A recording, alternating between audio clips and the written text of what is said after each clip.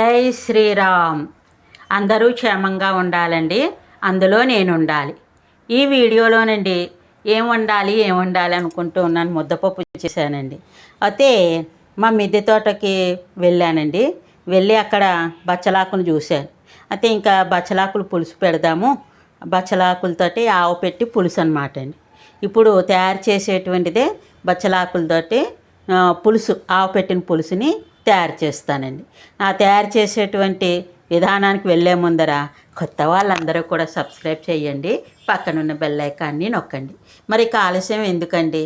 దానికి కావలసిన పదార్థాలు ఏమిటి, అది ఎలా తయారు చేసుకోవాలి ఏమిటి అనేటువంటి విషయాన్ని తెలుసుకుందామని రండి. ఇంకా వీడియోలోకి వెళ్ళిపోదు. ఇదిగోండి మా చెట్టు ఉండేటువంటివి 4 పెద్ద బచ్చలాకులు కోసుకొచ్చాను. అంటే ఇంకా ఉన్నాయి, తర్వాత కందా బచ్చలే కూరకని ఉంచేసుకున్నాను అనమాట. ఈ మా మిద్దె తోటలోవేనండి ఈ 2 బెండకాయలు కూడాను. అలాగే ఇంకా వంకాయలు ఉన్నాయండి, కానీ ఒక వంకాయ చాలే అని చెప్పేసి ఒక వంకాయ కోసుకొచ్చాను. ఇలాంటివి 4 పచ్చిమిరపకాయలు తీసుకుంటే సరిపడుతుంది అనమాట. ఇక ఈ ఆకులు, ఈ 2 బెండకాయలు, వంకాయ తరిగేసి నీళ్ళల్లో వేసుకోవాలి. అయితే మనకి పులుసుని తయారు చేయడానికి ఏం కావాలంటే చింతపండు కావాలండి. చింతపండు పెద్ద నిమ్మకాయ అంత చింతపండు తీసుకుని రసం తీసుకొచ్చండి. అయితే నేను ఈ చింతపండుని ఇలాగే ఉంచేసి నేను చింతపండుని తయారు చేసుకున్నాను, చూపిస్తున్నానండి. తయారు చేసుకున్నాను, చూసారండి. ఈ చెంచాతోటి నిండా 2 చెంచాలు చింతపండు వేసుకున్నా అండి. 4 కరివేపాకు రొబ్బలు కూడా వేశాను. ఇవి పచ్చిమిరపకాయలు ఇలా ముక్కలు చేసేసి ఇందులోకి వేసాను అనమాట. చెప్పాను కదా 4 కాయలు తీసుకున్నానని చెప్పాను కదా, అదే అనమాట. ఇప్పుడు దీంట్లోకి ఈ బచ్చలాకులు కడిగేసి ఒకసారి కోసేసి వేసేద్దామండి. ఇక బచ్చలాకు కడుగుతున్నాను, కడిగేసానండి. ఈ కడిగేసిన బచ్చలాకులు ఈ ప్లేట్లోకి పెట్టి, ఈ ప్లేట్ మంచిదేనమాట అండి, తుడిచేస్తున్నాను బట్ట పెట్టి. ఇప్పుడు బచ్చలాకుల్ని మనం మరీ చక్కులో ఏం తరుక్కోక్కర్లేదండి. ఇలా కోస్తే పడుతుంది, చూసారండి. ఇలా కోసేసి ఈ బచ్చలాకులనండి ఇందులోకి ఇలాగా వేసేద్దాం. చక్కగా ఉడికిపో 10 నిమిషాల్లో పులుసు రెడీ అయిపోతుంది అన్నమాట. ఈ ఆకులు ఇందులోకి వేసేసాను. ఈ చెంబులో నీళ్ళు ఇందులోకి పోసేస్తున్నానండి. పోసేసి మరి కొన్ని నీళ్ళు పోసుకొచ్చి, ఇప్పుడు ఈ వంకాయ ఉంది కదండి, ఇప్పుడే చెట్టుని తెంపుకొచ్చాము, పులుసుకి పెట్టే ముందరేను ఇలా వేసేస్తే చాలండి. చూసారా కాయ ఇలా ఉంది. ఇలా ఈ కాయను కూడా ఒకసారి ఇలా కడిగేస్తున్నానండి, ఇందులోకి వేసేసాను. ఇప్పుడు బెండకాయలు కూడా కడిగేసాను. ఇది కూడా ఇట్టే మగ్గిపోతుంది. చూడండి, చిన్న చిన్న ముక్కలు అస్సలు కోసుకోకూడదు పులుసుల్లోకి, దానికి ఇలా కట్ చేసాం కదండి. ఇగో ఇప్పుడు ఈ ముక్కల్ని ఇందులోకి వేసేసామంటే మునంకాళ్ళలా ఉంటాయి. ఇప్పుడు స్టవ్ వెలిగిస్తున్నానండి. స్టవ్ వెలిగించి ఇందులోకండి అన్నీ వేసేసుకోవచ్చు. ఈ చింతపండుని ఇలాగే ఉంచేసాను కదండి. ఏం వేసుకోవాలంటే చిటికెడు పసుపు వేసుకోవాలండి. ఏం వేసుకోవాలి? చిటికెడు పసుపు, అంటే అదే కొంచెం ఓ 1/2 టీ స్పూను పసుపు అనేటువంటిది ఇలా వేసుకోవాలండి. వేసుకున్నాక తగినంత ఉప్పు అండి, అంటే 1 స్పూన్ పడుతుందండి. ఈ స్పూన్ నిండా వేసుకుంటే ఇగో చూసారండి, ఈ స్పూన్ నిండా వేస్తే పులుసుకి చక్కగా సరిపడుతుంది. ఇంకొంచెం వేసానండి. ఇక తక్కువ అయితే కలుపుకోవచ్చు. నీళ్ళు 1 చెంబుడు నీళ్ళు పోసేసుకోవాలండి. ఇగోండి చూపించమ్మా దీన్ని. ఇగో ఇక్కడ దాకా ఇలా పోసేసాను కదండి. ఒకసారి ఇలాగా గరిటెతో కలిపేద్దామండి. ఇలా గరిటెతో కలిపేశాక మనం ఏం చేయాలంటే అండి, చింతపండు పులుసు కదా, కొద్దిగా ఇగో అంత మంటని ఇలా పెట్టుకోండి, మీడియంలోనే ఉన్నట్టు. ఇది 10 నిమిషాలకి చక్కగా ఉడికిపోతుంది. ఉడికిపోయాక మనం ఏం చెయ్యాలి అనేటువంటి దాన్ని చెప్తున్నానండి. నేను అప్పటికప్పుడు అనుకున్నాను కదా, అందుకోసం బియ్యాన్ని నానపెట్టుకోలేకపోయాను. బియ్యాన్ని ఆవాలు నానపెట్టుకోలేకపోయాను. ఈ చెంచాతోటి ఇలా 4 చెంచాలు బియ్య పిండిని తీసుకున్నాను. చిన్న చెంచా కదండి, 4 చెంచాలు బియ్య పిండిని తీసుకున్నానండి. అలాగే ఇది ఆవు పొడి అండి, చక్కగాను మంచి ఆవు పొడిది, ఆవకాయకి పట్టించుకున్న ఆవు పొడి అనమాట. ఇలాగ 1 స్పూన్ వేసుకోండి, 1/2 స్పూన్ వేసుకోండి చాలు. దీన్ని నీళ్ళు పోసేసి ఇలాగా కలిపేసి ఉంచుకోవడమేండి. పులుసు ఉడికాక ఏం చేయాలి అనేటువంటి దానిని చెప్తానండి.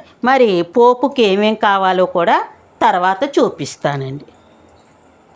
ఇదిగోండి పులుసు చక్కగా 10 నిమిషాలు అయిందండి, ఉడికిపోయింది చూసారా. ఇదిగో ఇంత నీళ్ళకి వచ్చింది కదా. అయితే నేను ఇది ఇప్పుడు సిమ్లోకి మార్చేసాను. ఇందులోకండి నేను మీకు బియ్య పిండిను తర్వాత అదే ఆవాలు కలిపిన పిండిది కలిపాను కదా, ఇందులోకి ఇలా పోసేస్తున్నానండి. పోసేసాక దీని నిండా పోసేసుకోవచ్చండి నీళ్ళు.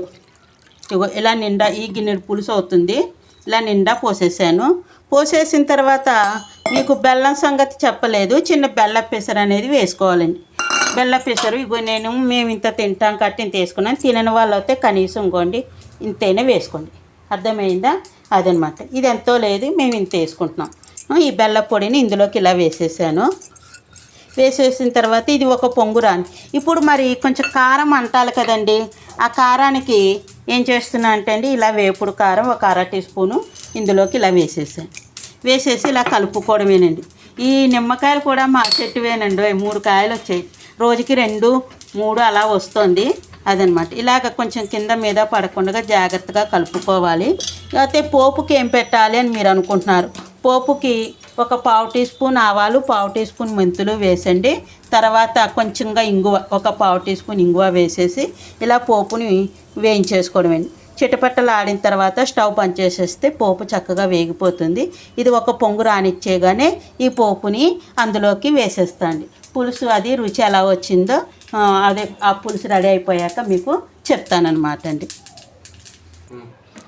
ఇదిగోనండి పులుసు రెడీ అయిపోయింది. అంటే ఒక పొంగు రానిచ్చేసానండి బియ్యంను, అది మీకు చూపించాను కదా, ఆవు పొడి కలిపింది, మీకు చూపించిన కారం వేసేసాను. తర్వాత ఆవాలు మెంతులు ఇంగువ కలిపింది పోపు పెట్టేసి ఇందులో కలిపేసాను. 2 స్పూన్ నూనె వేసి పోపు వేయించుకోవడం అందరికీ తెలుసు కదండి. ఇదిగో ఒక పొంగు రాగనిచ్చేగానే దీన్ని ఇలా కట్టేశాను. ఇప్పుడు ఇది బయట ఉన్నా కూడా ఇవాళ చేసుకున్న పులుసు రేపు సాయంకాలం దాకా వేసుకోవచ్చండి. ఇవాళ మధ్యాహ్నం పులుసు వండుకున్నాం అనుకోండి, పప్పు పులుసును రేపు సాయంకాలం దాకా వేసుకోవచ్చు. ఇది పాడైపోయే వస్తువు కాదండి, దీంట్లో ఏమీ చక్కగా సంశయం పడవలసిన పని లేదు, అంతా మంచిగానే ఉంటుంది. అయితే ఉప్పు అది సరిపడిందో లేదో చూడమంటాను. అయితే ఒక్క పిసరు ఇంత చిటికడు అంత ఉప్పే తక్కువ అవ్వచ్చు, అన్నీ సరిపడతాయండి. కొంచెం ఉప్పు అది సరిపడిందో లేదో చూసి చెప్పమని చెప్తున్నాను. మరి సింపుల్గా అయిపోతుందండి. ఒక 4 బచ్చలాకులు ఉంటే ఇంట్లో ఇంత ఆవుపిండి బియ్యపిండి ఉంటే మనం అప్పటికప్పుడు అనుకుని ఈ పులుసు తయారు చేసేసుకోవచ్చు. ముందుగా అనుకుంటే బియ్యమును ఆవాలు నానబెట్టుకుని ఓ ఎండుమిరపకాయ వేసేసి మిక్సీ పట్టుకుంటే ముద్ద అయిపోతుందండి. అది సంగతి. అన్నీ సరిపడింది. అయినా ఉప్పు గింజ చేయమంటావా? ఇంకేం అక్కర్లేదు, అది ఉప్పు కూడా సరిపడింది. అంటే నేను ఉప్పు మీకు చూపించిన స్పూన్ తోటి ఇంకో 1/2 టీ స్పూన్ దాకా వేసేసాను. బెల్లపొడి కూడా మీకు చూపించాను కదండి. మరి మీకు బచ్చల కూర ఆవపెట్టిన పులుసు ఎలా తయారు చేసుకోవాలో అర్థమైంది కదండి. దానికి పాలు అవి కూడా కరెక్ట్గానే సరిపడింది. అంటే ఈ గిన్నె చూశారు కదా, ఈ గిన్నెడు పులుసు తయారు చేసిన దానికి మీకు చెప్పాను. ఈ గిన్నెడు పులుసు తయారు చేసిన దానికి చెప్పాను కాబట్టి ఇంకా ఓ 10 మంది ఉండి దీనికి రెట్టింపు చేసుకోవాలంటే మనం తీసుకున్న వస్తువులన్నీ రెట్టింపు చేసుకుంటే సరిపడుతుందండి. అవగాహన వచ్చింది కదండి. మీరు కూడా మరి బచ్చల కూర ఆవపెట్టిన పులుసుని తయారు చేసుకుని ఎలా ఉంది ఏమిటి ఏ విధంగా వచ్చింది అనేటువంటిది కామెంట్స్లో తెలియజేయండి. ఒకళ్ళు నాకు మామిడికాయ ఆవపెట్టిన పులుసులో ఆవా పొడి ఎక్కువైందేమో, ఇది చేదు వచ్చింది అన్నారు. చేదు ఎందుకు వస్తుందంటే అండి, ఆవా అది సరిగ్గా రుబ్బుకోవాలి, లేదా ఆవు పొడి మంచిది తీసుకోవాలండి. బాగా నిలవ ఉన్నటువంటి ఆవు పొడి అయినా కూడా కొంచెం చిరుచేదుగా అనిపించవచ్చు. కాబట్టి మరీ ఎక్కువగా కాకుండా ఆవు పొడి తీసుకుంటే కొంచెం తగ్గించుకోండి. ఆవు రుచి ఉంటుంది, ఆవు పొడి వాసన వేస్తుంది, దానివల్ల అప్పుడు చేదు అనేది రాదు. ఇదిగో చూసారని నేను ఒక పొంగు అది రానిచ్చుకున్నాను కదా, దానివల్ల చేదేమీ రాదు. ఇప్పుడు బాబు చూశాడంతా సర్వీయంగా చక్కగా సరిపడింది, ఇంకేమీ అక్కర్లేదు అని చెప్పాడు. మీకు కూడా అర్థమైంది కదండి. మరి అందరూ కూడా లైక్ చేయండి, షేర్ చేయండి, ఇది మాత్రం మర్చిపోకండి. అలాగే మీకు తెలుసున్న వాళ్ళ చేత సబ్స్క్రైబ్ని కూడా చేయించి ఈ పెద్దమ్మని ఎంకరేజ్ చేయండి. ఇక ఉంటానండి. అందరికీ కూడా ధన్యవాదాలు. మీ సూర్యకుమారి. సర్వేజన సుఖినో భవంతు.